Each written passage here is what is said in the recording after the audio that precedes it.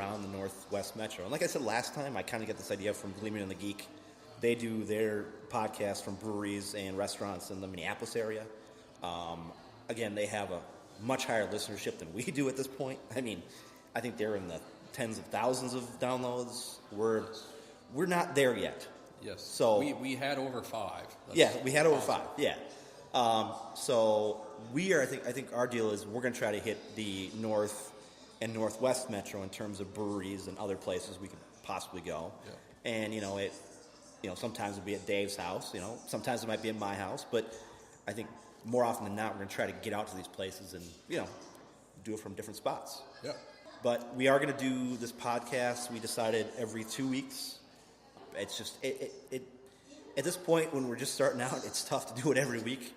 Both Dave and I have families. I've got 2 girls. Dave's got a little girl. Our time is not ours at this point in our lives. Right, yeah. And so we have to figure out when we can take 2 hours out of a weekend to do it. So luckily it worked out this Saturday with Easter being tomorrow. Hopefully this podcast kind of picks up steam and we start doing it once a week, We get enough viewers, or enough listeners, I should say. Yeah. So going into this week's game, we're playing Atlanta today. Game time is what? Is it 7 o'clock. 7 o'clock. It's a night game.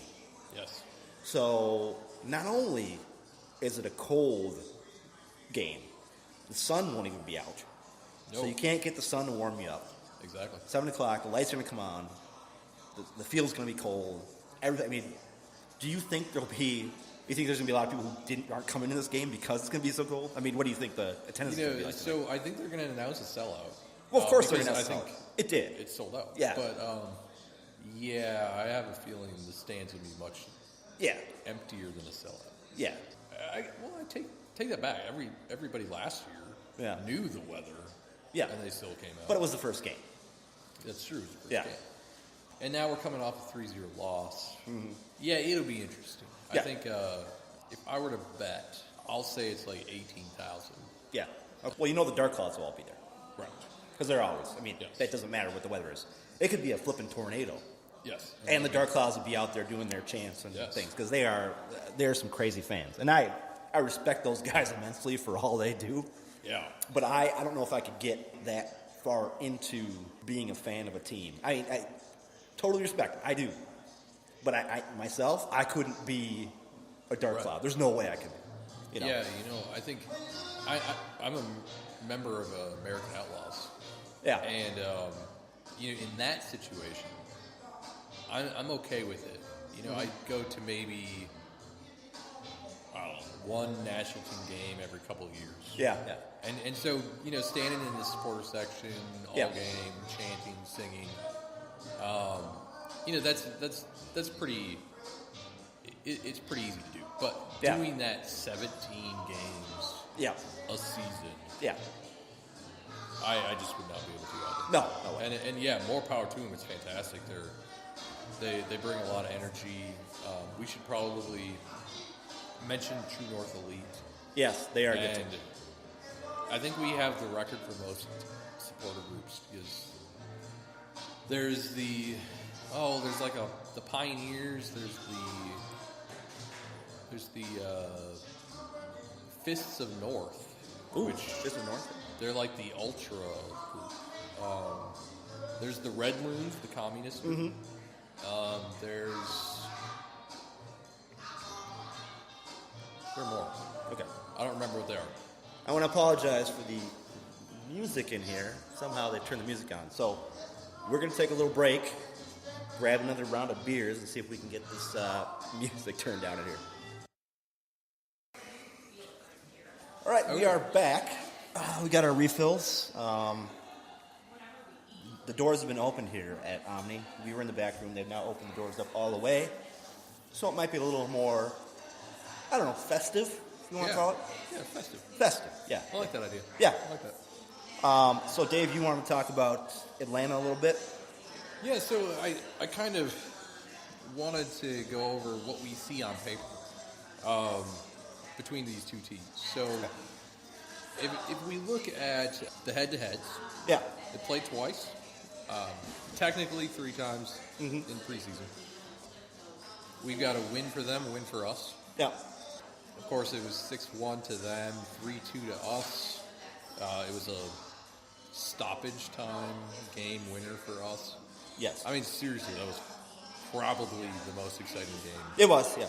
of the season last. Yes. Big thing for that was it was their first loss at home. Yes, yes. And they only lost one more time. So, that's a big thing. Yeah. In terms of head-to-heads, I guess you could say, Atlanta's 6 points out of 3 games. A goal difference of a +1 because they had that terrible thumping of 4-0 against Houston. Yep. And then Minnesota's got 6 points out of 4 games. Which isn't bad. Which isn't bad. No, better than last year. Yeah. And they've got a goal difference of -2, sadly. Yes. Obviously, Atlanta's the better side. I mean, I'm not going to sugarcoat anything. And you shouldn't.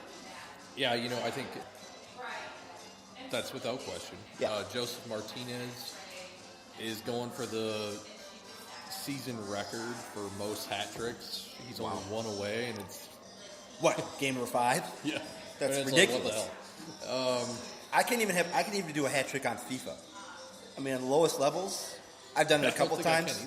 I've done it a couple times on the lowest levels, but it's like you pretty much have to be in position every time the ball is on your foot in the box or outside the box, right around the goal, and you have to make a good shot. Yeah. Agreed. And how many how would I put it? How many opportunities does he get a game? 10 maybe? You think he gets 10 opportunities a game? I wish, that would have been a good stat. Yeah. That's a good question. I mean, I'd love to see how many opportunities he gets a game and how many opportunities that a guy like Ramirez gets during a game. I think I had mentioned last episode that Atlanta is not a terribly efficient team. Yeah. Last game, they had something like 12 shots, and only 3 of them were on goal. Okay. But now, all 3 went in. Yes. So it's one of those things where... Well, how many shots were on target, though? Was it 12 shots on target, or were the No. 3 goals the ones on target? I think all shots on target were... Dave's trying to look stuff up, and he's not connected to the internet because he's not at home. There's Wi-Fi, but we're not at home. That was bad. It's called a senior moment, Dave. Yeah. We are getting older, It's true, we are. So, they haven't been terribly efficient. And so I would not be shocked if it's not spectacular. Yeah, I don't think that... Well, like I said, I'd love to see what what opportunities he has had, and which ones he's taken or passed off on. Oh, right, yeah. Because that would tell me if he's either scared, maybe, to make some shots. I mean, it could be. I mean, you do get forwards sometimes who become kind of a little bit, scared to take a shot because they're like, well, is this a good opportunity for me to take a shot, or is it not? They pass it up. I see this in basketball all the time. Ricky Rubio was the worst at this. He'd pass up shots to give it to somebody else to make a shot. Now, he wasn't the best scorer in the world. His jump shot totally sucked. But he would pass up a lot of shots. I've also seen guys like Karl Anthony Towns, when he first started out in the league, he did the same thing. He passed up shots because he was afraid to take that responsibility for putting it in the hoop.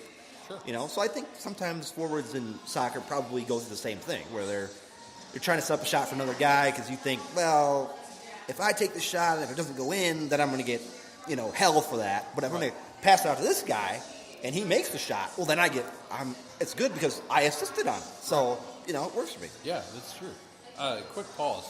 This is the first time that I've had Omni Sweetness Nitro Stout. Really, really fantastic, isn't it? Yeah. It's fantastic. Yeah.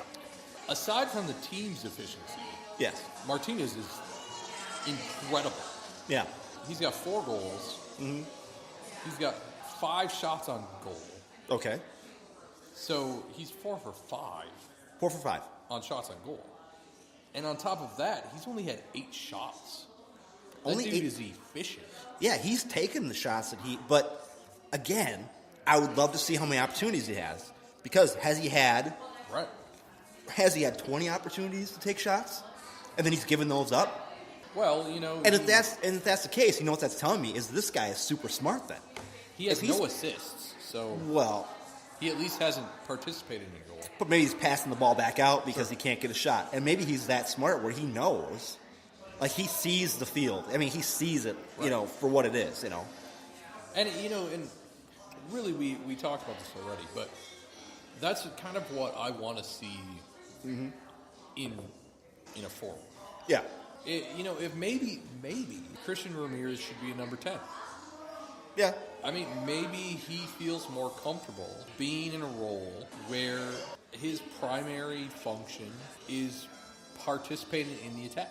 Yeah, just setting it up. In that case, fantastic for him. Yeah, yeah. I mean, maybe that's a role that he would be good in. But who would he put the 11 in? Well, right, and who do we take out? Yeah, who do you take out? Well, who do you take out at the 10 to put Ramirez in, and then who do you put the 11? In theory, currently our number 10 is Ibarra. Well, do you move Ibarra then? Right.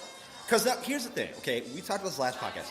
Ibarra and Ramirez for the United before they were the United. Right. In the, what was it called? NASL. NASL. They worked together so flippin' well. Oh, yeah. Those two were like a team, like the best teammates. Right. They fed off each other. We get to MLS, and it's almost like they lost that. Right. It's almost like they just, they're just not clicking together. You know. And this is going to sound interesting. I was reminded of this a couple weeks ago. The reason why I think that they're not playing well together, it's the entire fault, the entire blame lies on Jurgen Klinsmann. Really? Because. Now, hold on a second. Now, let's preface this before. You're now going to make a statement about Jurgen Klinsmann. So you realize that after this podcast is edited and put out online, and John listens to it, he will now call you and say, whoa. You should always blame the Germans. Let's not go that far. Let's not rile him up, okay?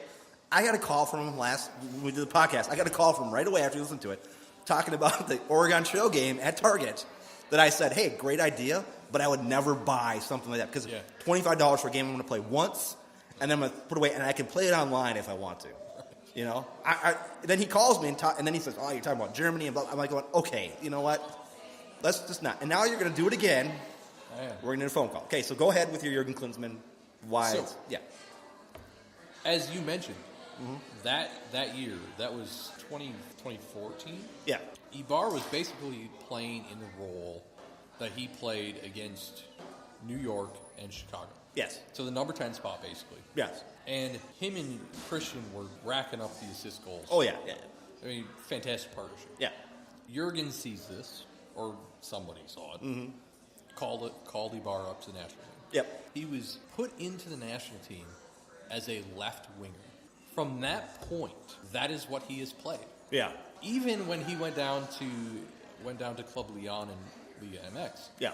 Even though his first year was actually pretty solid until they changed managers, that's where he was. Yeah. He comes back to MLS, I should say, back to Minnesota, and he's played as a left winger. Yeah. And he did not look good last year. No. If I were to be given the option, every single time I would pick Sam Nicholson over Miguel Ibarra. Yeah. This year, again, left winger. Yes. Until Kevin Molino gets injured. Yes. And Adrian Heath says, well, obviously, he's our next best guy. Yep. So we've got to put him into the number 10. Yes. Where he was 3 years ago, 4 years ago. Yeah. And look, he looks great. Looks better. He looks better. Yeah. So you're saying this is all Klinsmann's fault? This is literally all Jurgen Klinsmann's fault. Understand, I actually liked Jurgen Klinsmann. Yeah. I think he got a raw rap on the whole U.S. national team thing. I kind of wish they'd have given him maybe one more year. Yep. But, yeah, I mean, he's the one that played him at left wing. And from that point forward, he's bad. Yeah. And if people don't know, he went to Club Lyon. Had a pretty solid first season. They have a weird Liga MX has weird. They have the Apertura and the something